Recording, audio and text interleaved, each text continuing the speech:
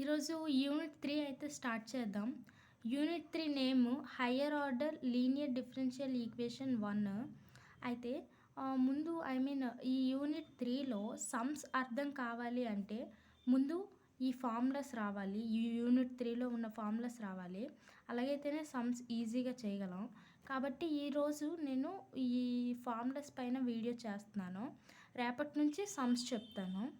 అయితే ఇందులో first rule ఏంటి అంటే the differential equation is d power of n into y by dx power of n plus p1 into d power of n minus one into y by dx power of n minus one plus p2 into d power of n minus two by dx power of n minus two plus up to so on plus pn into y is equal to 0. అంటే దీని meaning ఏంటి అంటే ఇచ్చిన question ఈ ఫామ్లో ఉంటుందంట. So ఈ ఫామ్లో ఉంటుంది కాబట్టి ఆ క్వశ్చన్ని the given differential equation is అని చెప్పేసి ఈ ఫామ్లో ఉన్న ఆ క్వశ్చన్ని నోట్ చేసుకొని ఈక్వేషన్ 1 అనేసి మనం కన్సిడర్ చేసుకోవాలి. అయితే ఎలా ఉంటుంది అంటే for example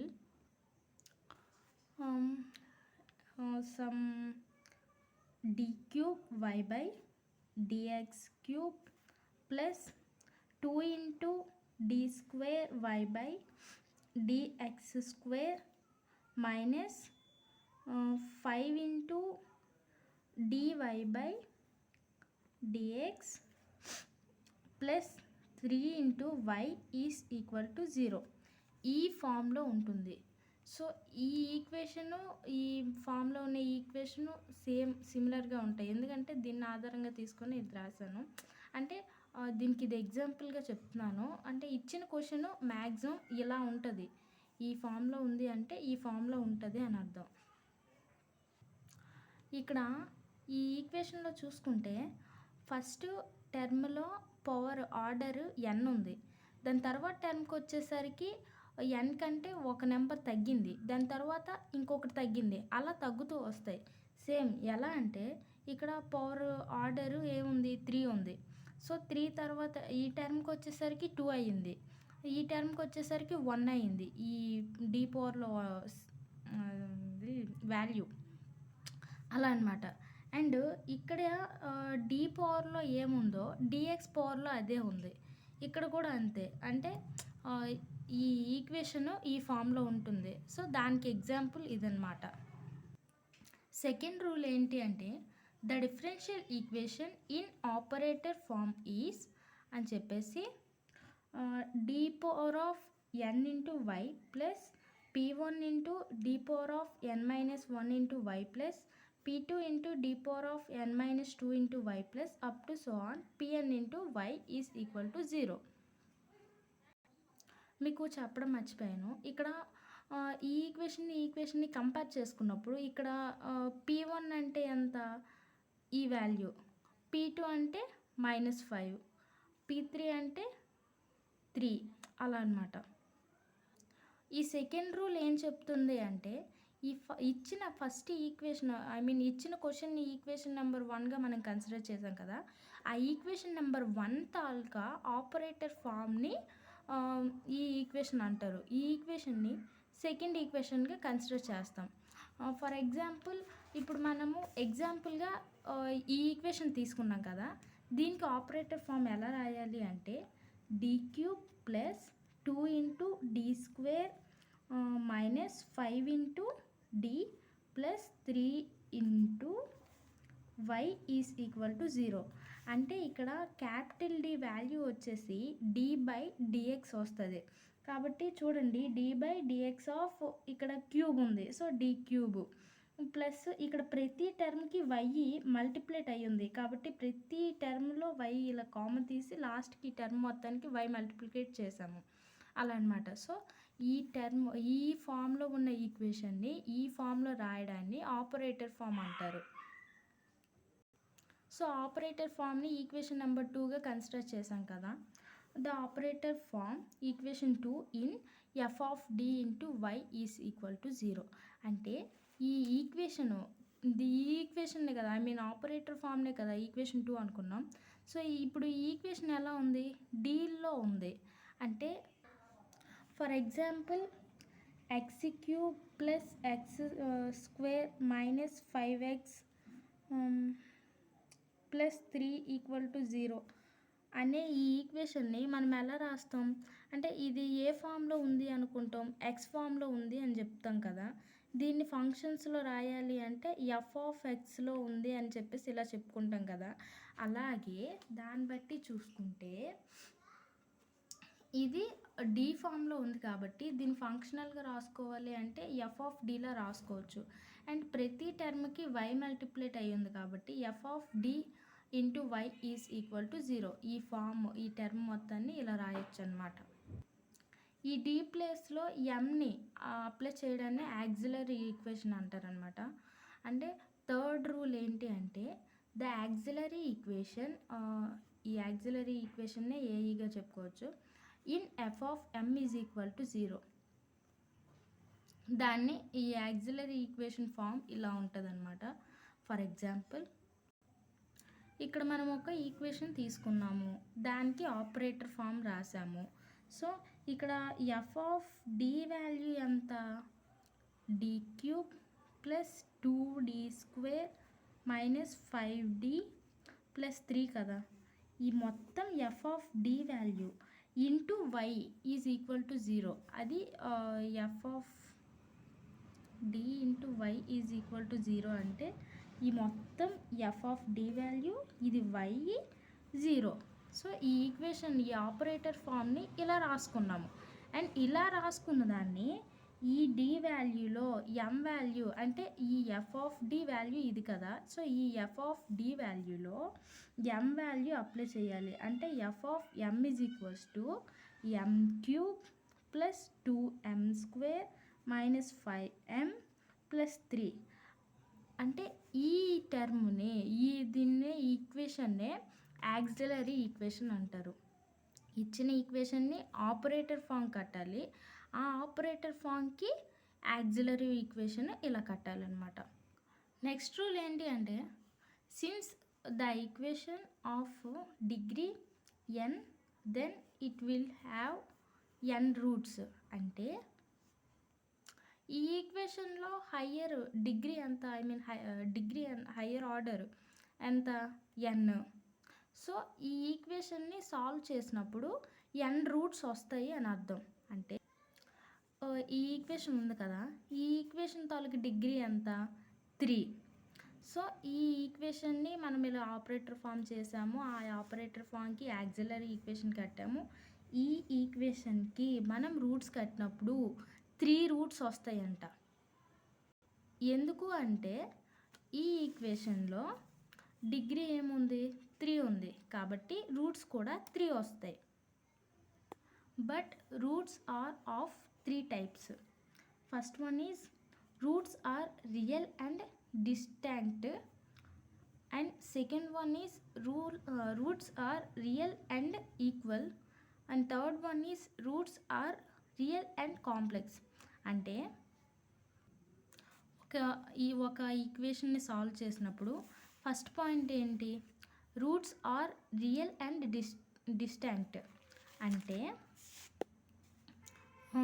real numbers 1 2 3 or anything up to so on anything N value వరకు ఏవైనా రూట్స్ రావచ్చు. ఫర్ ఎగ్జాంపుల్ నేనైతే 1 2 5 అనేది తీసుకున్నాను. సో ఈ 3 రూట్స్ వచ్చాయి అంటే ఎం వాల్యూ ఈ 3 రూట్స్ వచ్చాయి. సో ఇవి వేరువేరుగా ఉన్నాయి కదా, దీన్ని రియల్ అండ్ డిస్టింక్ట్ అని చెప్పొచ్చు. అండ్ సెకండ్ పాయింట్ ఏంటంటే roots are real and equal.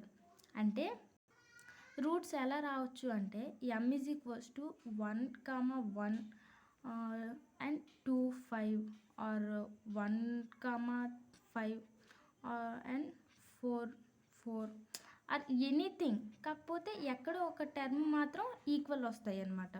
అలా థర్డ్ది ఏంటి, roots are real and complex. Complex numbers అంటే ఏంటి, a plus or minus i b, వీటిని కాంప్లెక్స్ నెంబర్స్ అంటారు. అంటే రియల్ అండ్ కాంప్లెక్స్ అంటే 2 plus or minus 3i or 5 plus or minus 7i ఏదైనా అవ్వచ్చు. ఇలా అవుతాయి అన్నమాట. సో ఇది థర్డ్ది. టైప్స్ ఆఫ్ రూట్స్ని బట్టి మనము జనరల్ సొల్యూషన్ని రాయొచ్చు అనమాట. సో దీన్ని బట్టి నోట్ 1లో ఎలా చెప్పుకోవచ్చు అంటే the auxiliary equation f of M is equals to 0 may have n real and distinct roots, then the general solution of equation 1 is y is equals to c1 into e power of m1 into x plus c2 into e power of m2x plus up to so on plus cn into e power of mnx. అంటే దీని meaning ఏంటి అంటే for example కొన్ని ఒక 3 roots తీసుకుందాం. 1 5 3 sorry అంటే దీన్ని ఆర్డర్లో రాసుకోవాలి. ఎలా అంటే చిన్న నుంచి పెద్దకి అనమాట. ఎలా 1 3 5. సో దీనికి జనరల్ సొల్యూషన్ ఎలా రాస్తామంటే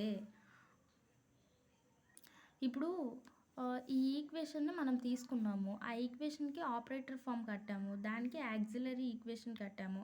సో ఈ యాక్సిలరీ ఈక్వేషన్ని సాల్వ్ చేసినప్పుడు ఎమ్ వాల్యూ ఫర్ ఎగ్జాంపుల్ 1 3 5 వచ్చాయి అనుకోండి.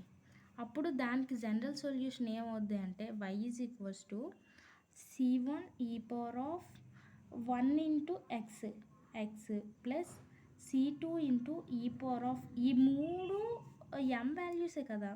సో c2 ఇంటూ ఈ power of 3 into X plus c3 into ఈ పవర్ ఆఫ్ 5 ఇంటూ ఎక్స్ ఇలా అవుద్ది అనమాట. ఇలా మనం రాసుకోవచ్చు జనరల్ సొల్యూషన్. ఎలా ఓన్లీ అంటే ఎమ్ వాల్యూ అనేవి డిస్టాంక్ట్ అయ్యి ఉండాలి. ఆ రూట్స్ ఎన్నైతే ఉంటాయో అవి వేరుగా ఉండాలి, ఈక్వల్ రాకూడదు, అస్సలు ఈక్వల్ అవ్వకూడదు. అలా అయితే మనము జనరల్ సొల్యూషన్ ఇలా రాసుకోవచ్చు.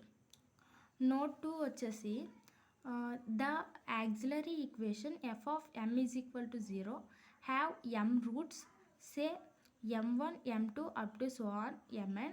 If m1 is equal to m2 and remaining roots are distinct, then the general solution is y is equals to c1 plus c2x into e power of mx plus c3 into e power of m3x plus c4 into e power of m4x plus up to so on plus cn ఈ power of mnx.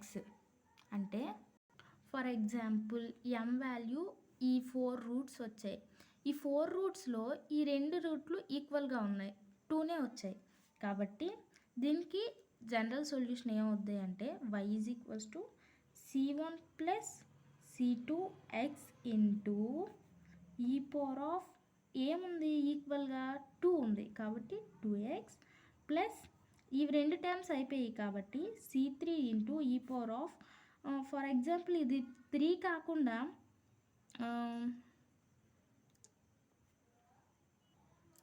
ఇలా తీసుకున్నా సరే అప్పుడేమవుద్ది ఈ power of 5 into X plus c4 into ఈ power of 6 into X ఇలా అవుద్ది అనమాట. అంటే ఈ పవర్లో ఈ థర్డ్ ఏముంది, థర్డ్ రూటు అది, అండ్ తర్వాత టర్మ్ ఏంటి, 4th రూటు, ఇది ఇలా రాస్తామన్నమాట. నెక్స్ట్ ఏంటంటే if roots are in the form of A plus or minus IB then the general solution in y is equals to ఈ power of AX into c1 cos bx plus c2 sine BX. అంటే for example M value 3 plus or minus 2i అని ఉందనుకోండి. అంటే మీకు ఇప్పుడు చెప్తే maximum అర్థం కాదు, కానీ ఫార్ములా కాబట్టి ఇంకా క్లియర్గా చెప్పడానికి ట్రై చేస్తున్నాను నేను.